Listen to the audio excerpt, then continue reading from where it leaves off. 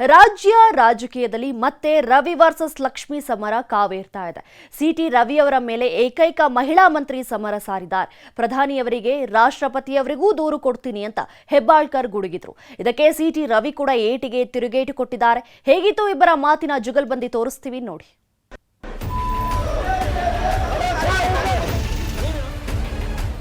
ನನಗಾಗಿರೋ ಪೆಟ್ಟು, ನನಗಾಗಿರೋ ಗಾಯ ಯಾವತ್ತೂ ಮಾಸೋದಿಲ್ಲ. ಮಹಿಳೆಯರು ನಿಮ್ಮನ್ನ ಕ್ಷಮಿಸೋದಿಲ್ಲ. ಅವರ ಕ್ಷಮೆ ಅವಶ್ಯಕತೆಯೂ ಇಲ್ಲ, ಬೆದರಿಕೆಗೆ ಹೆದರುವುದೂ ಇಲ್ಲ. ಏಕೈಕ ಮಹಿಳಾ ಮಂತ್ರಿ ಲಕ್ಷ್ಮಿ ಹೆಬ್ಬಾಳ್ಕರ್ ಹಾಗೂ ಬಿಜೆಪಿ ಎಂಎಲ್ಸಿ ಸಿಟಿ ರವಿ ಬೈಗುಳ ರಾಜಕೀಯ ಮುಗಿಯೋ ಲಕ್ಷಣ ಕಾಣಿಸ್ತಿಲ್ಲ. ಸುವರ್ಣ ಸೌಧದಲ್ಲಿ ಸಿಟಿ ರವಿ ಮೇಲೆ ನಡೆದ ಹಲ್ಲೆ ಯತ್ನ, ಆಮೇಲೆ ಸಿಟಿ ರವಿ ಬಂಧನ, ಅದಾದ್ಮೇಲೆ ಪೊಲೀಸರು ರಾತ್ರಿಯೆಲ್ಲ ಸಿಟಿ ರವಿ ಅವರನ್ನ ರೌಂಡ್ಸ್ ಹಾಕಿಸಿದ್ದು, ಜೊತೆಗೆ ಎನ್ಕೌಂಟರ್ಗೆ ಯತ್ನಿಸಿದ್ರು ಅಂತ ಸಿಟಿ ರವಿ ಆರೋಪಿಸಿದ್ರು. ಸಿಟಿ ರವಿಯವರ ಆರೋಪಕ್ಕೆಲ್ಲ ಲಕ್ಷ್ಮಿ ಹೆಬ್ಬಾಳ್ಕರ್ ಉತ್ತರ ಕೊಟ್ಟಿದ್ದಾರೆ. ಬರೀ ಉತ್ತರ ಕೊಟ್ಟಿದ್ದಷ್ಟೇ ಅಲ್ಲ, ಪ್ರಧಾನಮಂತ್ರಿ ನರೇಂದ್ರ ಮೋದಿ ಅವರನ್ನು ಭೇಟಿ ಆಗ್ತೀನಿ, ರಾಷ್ಟ್ರಪತಿ ದ್ರೌಪದಿ ಮುರ್ಮು ಅವರನ್ನು ಭೇಟಿಯಾಗಿ ಸಿಟಿ ರವಿ ಮೇಲೆ ದೂರು ಕೊಡ್ತೀನಿ ಅಂದ್ರು. ಲಕ್ಷ್ಮಿ ಹೆಬ್ಬಾಳ್ಕರ್ ಒಂದೊಂದು ಮಾತಿಗೂ ಮತ್ತೆ ಸಿಟಿ ರವಿ ತಿರುಗೇಟು ಕೊಟ್ರು. ಪ್ರಧಾನಮಂತ್ರಿಯವರಿಗೆ ಅಪಾಯಿಂಟ್ಮೆಂಟ್ ಕೇಳ್ತೀನಿ, ಪತ್ರವನ್ನ ಬರಿತೀನಿ, ಇಮೇಲ್ ಕಳಿಸ್ತೀನಿ. ಅದೇ ರೀತಿ ರಾಷ್ಟ್ರಪತಿಯವ್ರಿಗೂ ಇಮೇಲ್ ಮಾಡ್ತೀನಿ, ಪತ್ರ ಬರಿತೀನಿ, ಅವರ ಅಪಾಯಿಂಟ್ಮೆಂಟ್ ಕೇಳ್ತೀನಿ. ಯಾಕಂದ್ರೆ ಈ ದೇಶದ ಒಬ್ಬ ಜವಾಬ್ದಾರಿಯುತವಾದಂಥ ಒಬ್ಬ ನಾಗರಿಕ ನಾನು. ಇವತ್ತು ನಾಗರಿಕ ಸಮಾಜ ತಲೆ ತಗ್ಸುವಂತ ಕೆಲಸ ಸದನದಲ್ಲಿ ನಿಂತು ಗಣಂದಾರಿ ಕೆಲಸ ಸಿಟಿ ರವಿ ಅವರು ಮಾಡಿದ್ದಾರೆ. ಅವರಿಗೆ ಬಿಜೆಪಿಯವರೆಲ್ಲ ದುಶ್ಯಾಸನರಾದ್ಮೇಲೆ ಅವ್ರ ಹತ್ರ ನ್ಯಾಯ ಹೆಂಗೆ ನಿರೀಕ್ಷೆ ಮಾಡ್ತಾರೆ ಅಂದರೆ, ಅವರು ಹೇಳಿಕೆಗೂ ಅವ್ರ ಮುಂಚೆ ಹೇಳಿದ ಹೇಳಿಕೆಗೂ ಈಗ ಹೇಳ್ತಿರೋ ಹೇಳಿಕೆಗೂ ಒಂದಕ್ಕೊಂದು ಸಂಬಂಧ ಇಲ್ಲ ಅಂತ ಆಗತ್ತಲ್ಲ. 2 ದಿನ ಮಾಧ್ಯಮದ ಎದುರುಗಡೆನೆ ಬರಲಿಲ್ಲ ನಾನು. ಇನ್ನು ಅವ್ರನ್ನ ಅದನ್ನ ಮಾಡಿ ಇದನ್ನ ಮಾಡಿ ಅಂತ ಪೊಲೀಸರ ಜೊತೆ ನಾನು ಸಂಪರ್ಕದಲ್ಲಿ, ನಾನು ಶಾಕ್ನಿಂದ ಹೊರಗೆ ಬರಲಿಕ್ಕೆ ನನಗೆ 48 ಗಂಟೆ ಬೇಕಾಯಿತು. ಇನ್ನು ಇವ್ರನ್ನ ತಗೊಂಡೋಗಿ ಅದನ್ನ ಮಾಡಿ ಇದನ್ನ ಮಾಡಲಿ ಅಂತ ಹೇಳ. ಪೊಲೀಸರು ಏನು ಮಾಡಿದ್ದಾರೆ, ಕಾನೂನು ಯಾವ ರೀತಿ ನಡ್ಕೊಂಡಿದೆ, ಕಾನೂನು ಚೌಕಟ್ಟಿನಲ್ಲಿ ಏನೆಲ್ಲ ಮಾಡಬೇಕು ಅದನ್ನ ನೀವು ಅವರನ್ನ ಕೇಳಿ. ಒಬ್ಬ ಶಾಸಕನನ್ನ ರಾತ್ರಿ ಇಡೀ ಸುತ್ತಾಡಿಸೋದು, ನಿದ್ದೆ ಮಾಡಕ್ಕೆ ಬಿಡದೆ ಇರೋದು, ಕಬ್ಬಿನ ಗದ್ದೆನಲ್ಲಿ ಸುರಕ್ಷೆ ಕೊಡೋದು, ಜಲ್ಲಿಕೃಷಿಯಲ್ಲಿ ಸುರಕ್ಷೆ ಕೊಡೋದನ್ನು ಆ ಮಹಾತಾಯಿ ಹೇಗೆ ಒಪ್ಕೊಳ್ತಾರೆ? ಯಾರು ಡೈರೆಕ್ಷನ್ ಕೊಟ್ಟಿದ್ದು? ಇವರಿಬ್ಬರ ವಾಗ್ಯುದ್ಧ ಇಲ್ಲಿಗೆ ನಿಲ್ಲಲಿಲ್ಲ. ಸಿಟಿ ರವಿ ಪೊಲೀಸರ ವಶದಲ್ಲಿದ್ದಾಗಲೇ ತಲೆಗೆ ಗಾಯವಾಗಿ ಕಟ್ಟಿಕೊಂಡಿರುವ ಬ್ಯಾಂಡೇಜ್ ವಿಚಾರವನ್ನು ಲಕ್ಷ್ಮಿ ಕೆಣಕಿದ್ದಾರೆ. ಆದರೆ ಸಚಿವೆಯ ಮಾತಿಗೆ ತಿರುಗೇಟು ಕೊಟ್ಟಿರುವ ಸಿಟಿ ರವಿ ತನ್ನ ಗಾಯದ ಬಗ್ಗೆ ಮಾತಾಡಲು ಲಕ್ಷ್ಮಿ ಹೆಬ್ಬಾಳ್ಕರ್ ಡಾಕ್ಟರ್ ಅಲ್ಲ ಎಂದಿದ್ದಾರೆ.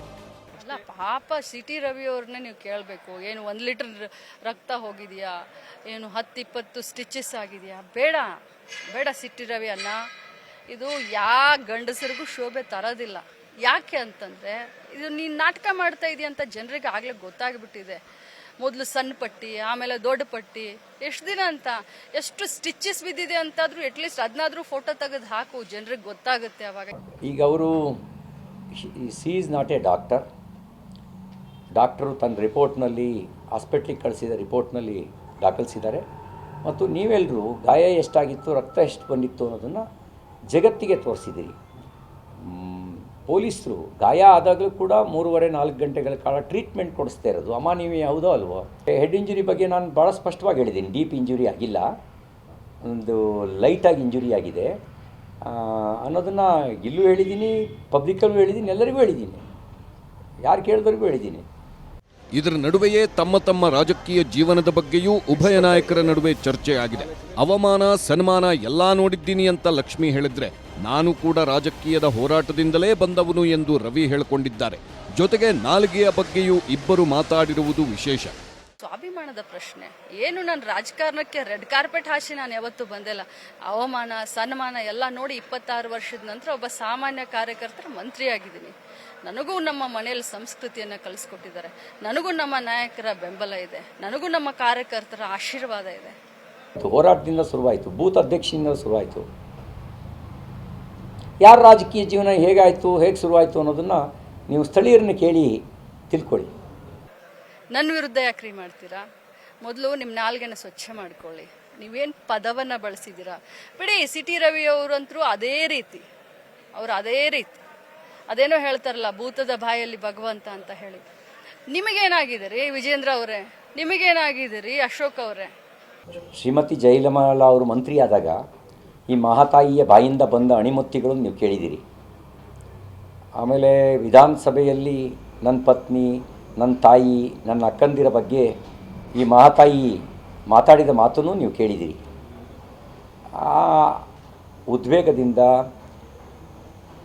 ಕಣ್ಣೀರಿನಿಂದ, ಎಮೋಷನಲ್ ಬೆನಿಫಿಟ್ನ ಗಿಟ್ಟಿಸ್ಕೊಳ್ಬೋದು ಅನ್ನೋದು ಅವರ ಉದ್ದೇಶ ಇರ್ಬೋದು. ಮತ್ತು ಇನ್ನು ಸದನದಲ್ಲಾದ ಘಟನೆಯನ್ನ ಸುಲಭವಾಗಿ ಮರೆಯೋದಿಲ್ಲ ಎಂದು ಲಕ್ಷ್ಮೀ ಹೆಬ್ಬಾಳ್ಕರ್ ಬುಸುಗುಟ್ಟಿದ್ದಾರೆ. ಈ ಪ್ರಕರಣವನ್ನ ಇಲ್ಲಿಗೆ ಬಿಡೋದಿಲ್ಲ, ನನ್ನ ಬಳಿ ದಾಖಲೆಗಳಿವೆ, ಸಾಕ್ಷಿಗಳಿವೆ, ಅಲ್ಲದೆ ಇದನ್ನ FSLಗೂ ಕೊಟ್ಟು ರವಿಗೆ ಶಿಕ್ಷೆ ಸಿಗುವವರೆಗೂ ಬಿಡೋದಿಲ್ಲ ಎಂದು ಶಪಥ ಮಾಡಿದ್ದಾರೆ. ಆದರೆ ಪ್ರತಿದೂರು ಕೊಡುವುದರ ಜೊತೆಗೆ ಕಾಂಗ್ರೆಸ್ನವರಿಂದಲೇ ತನಗೆ ಬೆದರಿಕೆ ಇದೆ ಎಂದು ರವಿ ಹೇಳುತ್ತಿದ್ದಾರೆ. ಖಂಡಿತವಾಗ್ಲೂ FSL ಕಳಿಸ್ತೀನಿ, ಸಭಾಪತಿಯವ್ರನ್ನ ಭೇಟಿ ಆಗ್ತೀನಿ. ನಿನ್ನೆ ಅವ್ರು ನನ್ನ ಹತ್ರ ಮಾತಾಡಿದ್ದಾರೆ, ನಾನು ಅವ್ರ ಹತ್ರ ಮಾತಾಡ್ತೀನಿ. ನನ್ನ ಹತ್ರ ಸಾಕ್ಷಿ ಇದೆ, ಸಾಕ್ಷಿ ಸಮೇತ ಎಲ್ಲ ಕೊಡ್ತೀನಿ. ವಿಧಾನ ಪರಿಷತ್ ಮೇಲೆ ನನಗೆ ಧಮಕಿ ಹಾಕಿದ್ದು ಶ್ರೀಮತಿ ಲಕ್ಷ್ಮೀ ಹೆಬ್ಬಾಳ್ಕರ್. ನೀವು ಕೂಡ ತೋರಿಸಿದ್ದೀರಿ ಎಲ್ಲದನ್ನು. DK ಶಿವಕುಮಾರ್ ಅವರು ನೀವೇ ತೋರಿಸಿದ್ದೀರಿ, ಬೋಸ್ರಾಜು ನೀವು ತೋರಿಸಿದ್ದೀರಿ, ನಜೀರ್ ಅಹಮದ್ ನೀವು ತೋರಿಸಿದ್ದೀರಿ, ಚಂದ್ರರಾಜ್ ಹಟ್ಟಿವಳಿ ಅವ್ರನ್ನು ನೀವು ತೋರಿಸಿದ್ದೀರಿ. ಅವರೆಲ್ಲರನ್ನ ಹೆಸರನ್ನ ಹಾಕಿಯೇ ನಾನು ಪೊಲೀಸ್ ಠಾಣೆಗೆ ದೂರು ಕೊಟ್ಟಿದ್ದೀನಿ. Please welcome, most welcome. ನನ್ನ ವಿರುದ್ಧ ಯಾಕ್ರಿ ಮಾಡ್ತೀರಾ? ನಮ್ಮ ಪಕ್ಷದ ರಾಜ್ಯಾಧ್ಯಕ್ಷರು, ಪಕ್ಷದ ವರಿಷ್ಠರು ಅವರು ಕೂತು ತೀರ್ಮಾನ ಮಾಡ್ತಾರೆ. ಕಾನೂನಾತ್ಮಕ ಕ್ರಮಗಳ ಬಗ್ಗೆ ನಾನು ಯೋಚನೆ ಮಾಡ್ತೀನಿ, ಉಳಿದ ಸಂಗತಿಗಳ ಬಗ್ಗೆ ಅವರು ಯೋಚನೆ ಮಾಡ್ತಾರೆ. ಅವರ ತಪ್ಪುಗಳನ್ನು ಮುಚ್ಕೊಳ್ಳೋಕ್ಕೆ ಆ ತಾಯಿ ಸುಳ್ಳುಗಳ ಸರಮಾಲೆಯನ್ನೇ ಹೆಣಿತಾ ಇದ್ದಾರೆ. ಹಾಗಾಗಿ ಆ ಸುಳ್ಳುಗಳ ಸರಮಾಲೆಯಿಂದ ಸತ್ಯವನ್ನು ಸೋಲ್ಸೋಕ್ಕಾಗಲ್ಲ. ಕೆಲವು ಕಾಲ ಸತ್ಯವನ್ನು ಮರೆಮಾಚಬಹುದು, ಸತ್ಯವನ್ನು ಸೋಲ್ಸೋಕ್ಕಾಗಲ್ಲ. ನೀನಾ ನಾನಾ ನೋಡೋಣ ಅನ್ನೋ ಮಟ್ಟಿಗೆ ಲಕ್ಷ್ಮೀ ಹೆಬ್ಬಾಳ್ಕರ್ ಹಾಗೂ CT ರವಿ ಜಿದ್ದಿಗೆ ಬಿದ್ದಿದ್ದಾರೆ. ಯಾರು ಗೆಲ್ತಾರೆ, ಯಾರು ಸೋಲ್ತಾರೆ ಗೊತ್ತಿಲ್ಲ. ಆದರೆ ಇಬ್ಬರ ಮೇಲೂ ದೂರು ಪ್ರತಿದೂರು ದಾಖಲಾಗಿದೆ. ರಾಜಕೀಯ ವಾಕ್ಸಮರಾನೂ ಇಬ್ಬರ ಮಧ್ಯೆ ಮಿತಿಮೀರಿ ನಡೆಯುತ್ತಿದೆ. ಆದರೆ ಇಬ್ಬರ ಜಗಳದ ಪ್ರಕರಣದಲ್ಲಿ ಪೊಲೀಸರ ತನಿಖಾ ರಿಪೋರ್ಟ್ ಏನಿರುತ್ತೆ, ಕೋರ್ಟ್ ಯಾವ ಆದೇಶ ಕೊಡುತ್ತೆ ಅನ್ನೋದನ್ನ ಕಾದು ನೋಡಬೇಕು. ಬೆಳಗಾವಿಯಿಂದ ಚಂದ್ರಕಾಂತ್ ಸುಗಂಧಿ ಜೊತೆ ಯೋಗೇಶ್, ನ್ಯೂಸ್ 18 ಚಿಕ್ಕಮಗಳೂರು.